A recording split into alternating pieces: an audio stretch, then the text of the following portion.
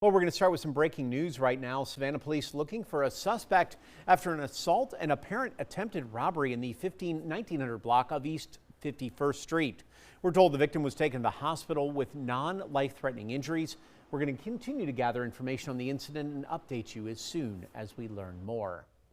At the same time, authorities continuing to investigate a deadly shooting that occurred during a Cinco de Mayo celebration in Statesboro. That incident left one person dead and at least two others injured. WSV's Evan Smoke was on scene last night. He joins us now live from Statesboro with the latest on the investigation.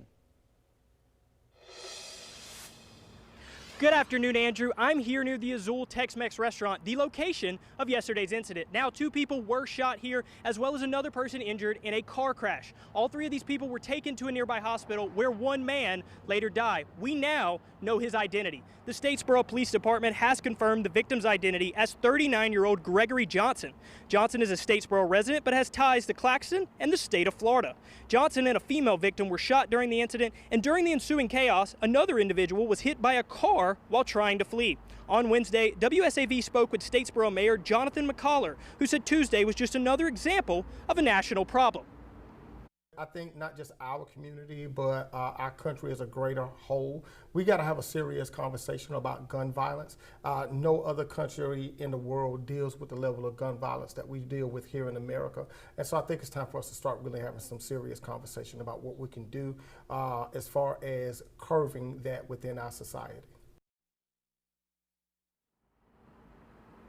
Coming up at WSAV News 3 at 5, I'll have more information on how you can contact the appropriate authorities if you saw something. But for now, live in Statesboro, Evan Smoke, WSAV News 3, on your side. Evan, thanks so much. It's a deadly house fire in Savannah which has left one person dead. Today, we're learning more about this man who lost his life. WSV's Nakaya Harris joins me right here in studio. What are family members saying? That's right, Andrew. I learned that that man was 54-year-old Anthony Pierce. I spoke with his family at the home today, and they tell me it feels like a nightmare they just can't wake up from. On Runaway Point Road, family members say the fire moved quickly through the home before crews arrived. 6 people are now displaced and beginning the process of rebuilding their lives while they try to make sense of what happened. They say they're learning or leaning on each other after that loss. It's been very tiresome. It's been very hurting. It's been very frustrating.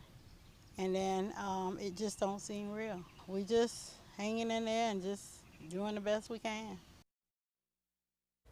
Now the American Red Cross has stepped in to help that family, but they tell me the road to recovery will take time. The cause of the fire is currently under a joint investigation by the Georgia State Fire Marshal's Office, Chatham County Fire Department, and Chatham County Police Department. Nakaya Harris, WSCV News 3, on your side. Nakaya, thanks so much. Tybee Island police say they were able to find a suspect in a hit and run thanks to a flock license plate reader. Now, investigators say yesterday morning a pickup actually hit a bicyclist right near the intersection of Highway 80 and Miller Avenue. The driver there didn't stop, apparently. The cyclist was rushed to the hospital, and authorities say they used the flock cameras to locate and arrest that suspected driver.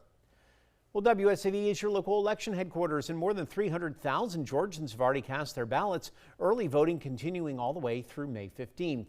State officials say lines are short and there have been no issues at the polls. Voters can cast a ballot at any early voting location in their county, not just their assigned precinct. Primary election day is May 19th, the runoff set for June 16th if no candidate reaches 50%. The Secretary of State warns while elections are safe and secure, violators who try to fraud the system like non-citizens voting or voting twice will face penalties or fines. It's when you show up to vote, when the poll workers are well trained, know what they're doing, they're very proficient at it, it's just really seamless and it moves through. And so far, we've not had a single line in the state of Georgia. People are moving in. I voted early and in and out in less than 10 minutes. State leaders say the upcoming primary and any runoff won't be impacted by changes to any ballot counting rules.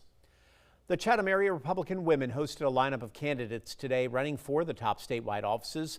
Today's luncheon featured several high-profile speakers, including gubernatorial candidates Rick Jackson and Ken Yasgar, along with Lieutenant Governor hopefuls and current state senators Greg Dolezal, Steve Gooch, and Blake Tillery. They all addressed this crowd. Throughout the event, candidates shared their policy goals, took questions from attendees with a focus on economic growth and continued development across coastal Georgia.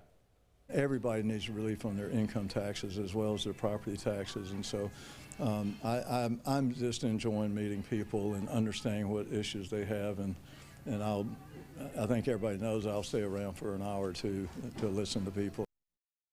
Organizers say events like this just help strengthen grassroots efforts and keep voters informed ahead of the upcoming elections.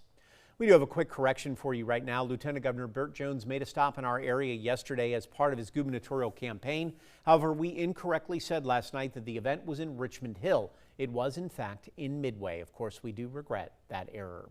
And remember, you can always find any information about candidates and polling places by heading to wsav.com/electionhq. And a heads up for folks in Jasper County, the County Clerk of Court courthouse will be closed until Monday. Officials tell us this is because of a, quote, public health concern. They also say they apologize for any inconvenience this might cause and appreciate the public's understanding. Well, it's not just people out enjoying the warm weather. One local man warning folks to watch out. This is after he ended up getting bitten by a snake on Tybee Island. Isley Herschel spoke with him. She's got his story. It's been a week since Michael Runtiers was bitten by a rattlesnake here on Tybee Island. He's recovered now, but he wants to warn others by sharing his story. He was working on the beach last Tuesday when he stuck his hand in the sand and was bit by a rattlesnake. He stayed calm, and a friend of his called 911 and he went straight to the hospital. After being given 3 bags of anti-venom, he's recovering well and is back at work, but warns everyone to stay aware when they're outside this summer. One doctor with Memorial Health has what symptoms to look out for if you think you've been bitten by a snake. Usually you look for the fang marks and you look for some type of puncture wounds from the snake bites and the appropriate size of the distance between the teeth marks. If it's oozing blood, so the venom will actually have like an anticoagulant in there, so it'll continue to let the bleeding continue. And then you worry about redness, what we call like a leading edge or kind of progression of the swelling. And then the metallic taste. Michael hopes people will stay vigilant when they're working or spending time outside so this doesn't happen to them. On Tybee Island, Isley Herschel, WSAV News 3, on your side. Now, Time Saver Traffic, sponsored by Arrowhead Clinic, the accident doctors, where it pays to get well. This afternoon in our Time Saver traffic report, we are watching some slow-moving traffic along I-95 northbound in Pooler. Speeds are just a little bit slower than normal at this point as you head toward Pooler Parkway. In Pooler along 16, the traffic is moving pretty well as at the moment as far as those speeds down to around 35 miles per hour just north of Highway 80. No major issues for us right now in the low country other than just some minor delays along 278 as you approach Okatee Highway. Now, as far as those actual drive times, taking 11 minutes from Savannah to Pooler along Interstate 16, just under half an hour to get from Savannah to Richmond Hill.